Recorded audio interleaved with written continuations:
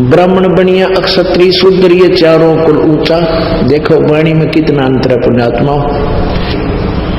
ब्राह्मण बनिया, अक्षत्रिय, शूद्र, वैश्य कहो चाहे बनिया कहो, ये चारों कुल ऊंचा।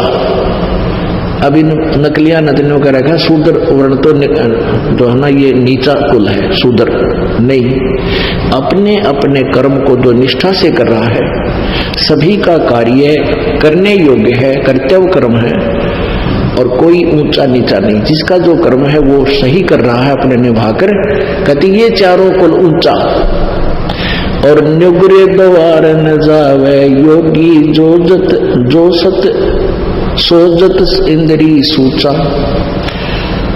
कि अगर ठीक सत साधना करने वाला हो और परमात्मा का नाम ले रखा हो, पूर्ण परमात्मा की भक्ति करता हो, इन चारों कुलों में किसी भी कुल में, किसी भी वर्ण में उत्पन्न हो और ये साधना कर रहा हो और ये साधना ना कर रहा हो, उस निगुरे के घर नहीं जावे। इन चारों वर्णों में जो सत साधना करता है तो उसके आहार आप कर सकते हो, ऐसा लिखा है। अपने आत्मा ये चिंतित ना होना कि तुम भाई हमने तो रिश्तेदारी में जाना पड़ता है और वहां भी फिर रोटी तो खानी ही पड़ती है, मारे भी बाहर लगेगा, वो भी नुगरे है। तो उसका एक बता रखा है एंटीबायोटिक आपको, कि कहते हैं आप वहां जाते हो, खाना खाने नहीं जाते उनके वहां पर, और आपके पास एक ऐसे मंत्र हैं, उस नाम के जाप से, ये तो जो भक्ति नहीं करते ना उन पर असर है।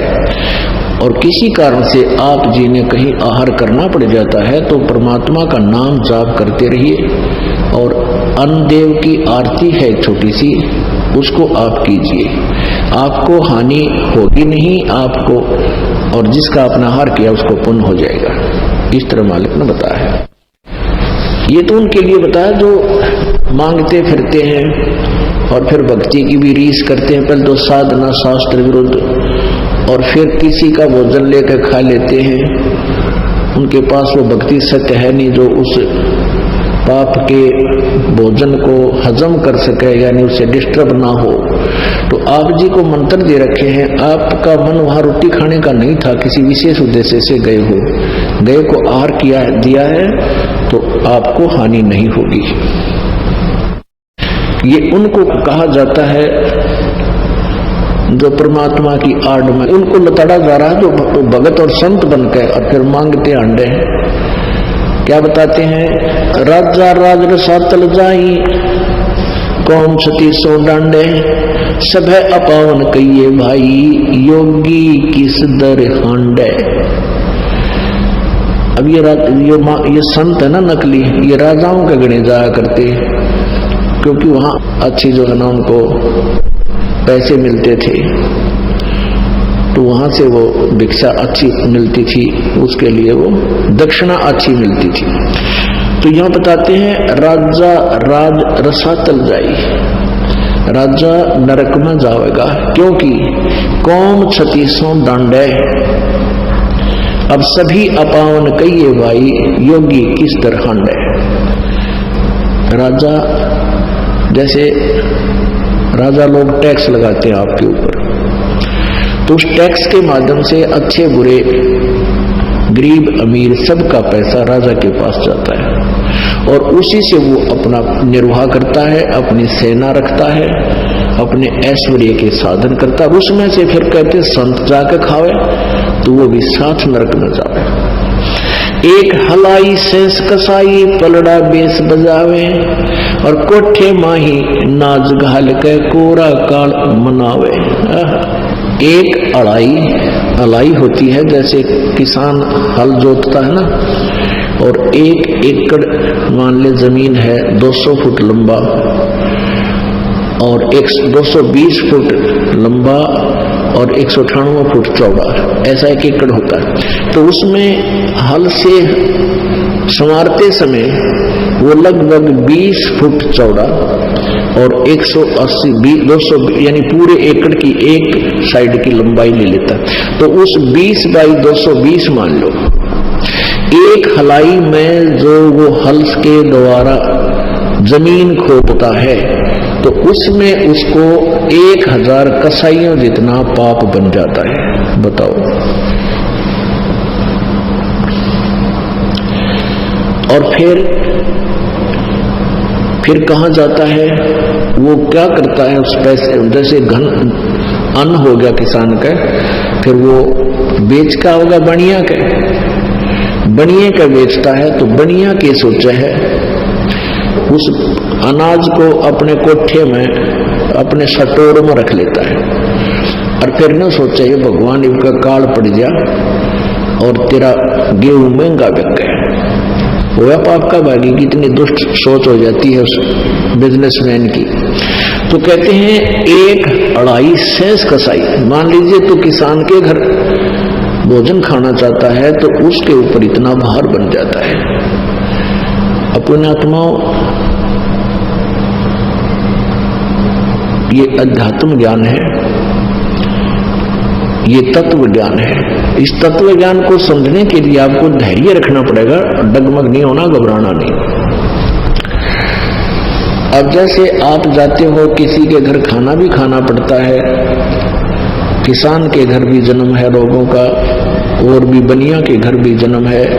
तो जैसे हम प्रतिदिन कपड़ा पहनते हैं, जैसे हम प्रतिदिन कपड़ा पहनते हैं और ये मैला हो जाता है, स्वाभाविक है, तो इसको धोने के लिए साबुन और जल का प्रयोग किया जाता है, ये स्वच्छ हो जाता है। ऐसे आपको एक मंत्र दे रखा सतनाम। इस सतनाम के जाप आपके ऊपर ये भार नहीं बनेगा। अब जैसे आप किसी रिश्तेदार के यहाँ चले गए, आपने आहार तो करना ही पड़ेगा, अपने मंत्र जाप करना, आरती करें, और अब आपको तो लाभ बाहर बनेगा नहीं, क्योंकि आपके पास तो वो साबुन और जल है, मैल कट जाएगा। और आपको आहार कराने में जिसके घर आपने भोजन पाया उसको पुण्य मिलेगा, क्योंकि संत भगत के खिलाने का, भोजन कराने का बहुत पुण्य होता है। अपना आत्मा तुम गड़बड़ ना कर दियो, कभी भगतान बुला के जमान लाग जाओ, कभी मेरे वाले इस काम में फिर फेल कर दो तुम नहीं। अपनी भक्ति करो, सब न राम नाम पर ला दो, और वो भी भक्ति। तो फिर वो दूसरा तरीका, पहले क्या था, या परमात्मा आते हैं एक सुचारू, स्वयं आते हैं या मेरे जैसे दास को भेज देते हैं, ज्ञान वही होता है, परमात्मा विधान वही होता है, अप्लीकेबल वो खुद भी करते हैं, अपने नुमाइंदे रिप्रेजेंटेटिव से भी उसको वो सुचारू करवा देते हैं, लागू करवाते हैं। तो पहले क्या होता था, जैसे शादी ब्याह होया करती है, विवाह होता था तो पूरे गांव में से प्रत्येक, पहले तो चूल्हा न्योट होया करता, छोटे घर थे, गांव थे, पूरे के पूरे घर को आमंत्रित करते थे कि आज आपने हमारे घर भोजन खाना है। जिस दिन विवाह होता था बेटे या बेटी का, तो क्या कारण था कि वो सभी भक्ति करते थे, साधना किया करते थे, और वो इसी प्रकार उन्होंने अपने समागम शुरू किए थे, भी एक आध्यात्मिक अनुष्ठान भी करते थे। जोत तो अभी भी लगाते, भंडार जब करते हैं ना, ये विवाह शादी में जब जलेबी लाडू बनाते हैं, कहीं रखते हैं, तो जोत अब भी जलाते हैं उसमें।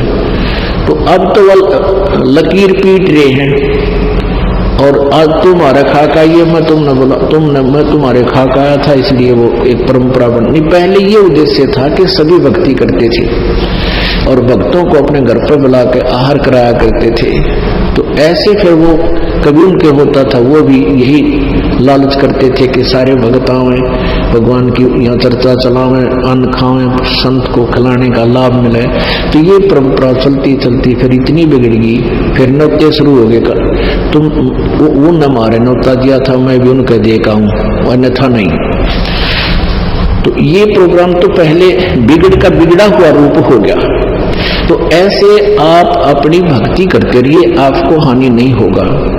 जैसे ये दास आपको मना करता है कि जो कोई धार्मिक अनुष्ठान करते हैं, आन उपासना करने वाले, वहां आपको नहीं जाना चाहिए, उस दिन आहार नहीं करना चाहिए वहां पर। क्योंकि उस दिन वहां जाने में आपका सहयोग होगा उस शास्त्र विरुद्ध साधना में। गीता जी अध्याय नंबर 16 के श्लोक नंबर 23 में कहा कि शास्त्र विधि को त्याग कर जो मनमाना आचरण करते हैं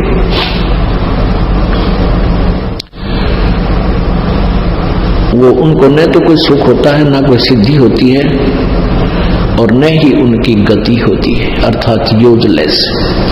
तो जैसे शास्त्र विधि त्याग कर मनमाना आचरण करने वाले को परमात्मा के द्रोही कहा है, यानी विधान तोड़ रहा है। जैसे कोई चोरी करता है या कोई और अवैध कार्य करता है, उसमें आप भी सहयोग देते हैं तो दोनों दोषी होते हो, इस प्रकार। और वैसे आप कहीं जाते हो, खाना उद्देश्य है, लेकिन जो मांस मिट्टी शराब वगैरह प्रयोग करते हो उनका तो आहार भी नहीं करना चाहिए। जिस दिन कोई जैसे धार्मिक अनुष्ठान करते हैं या ड्रामाबाजी को 13वीं को 17वीं को की तो और लड़का हो गया तो और पंगा, तो उनमें नहीं जाना चाहिए आप जी को, बिल्कुल भूल के भी। सत साहिब।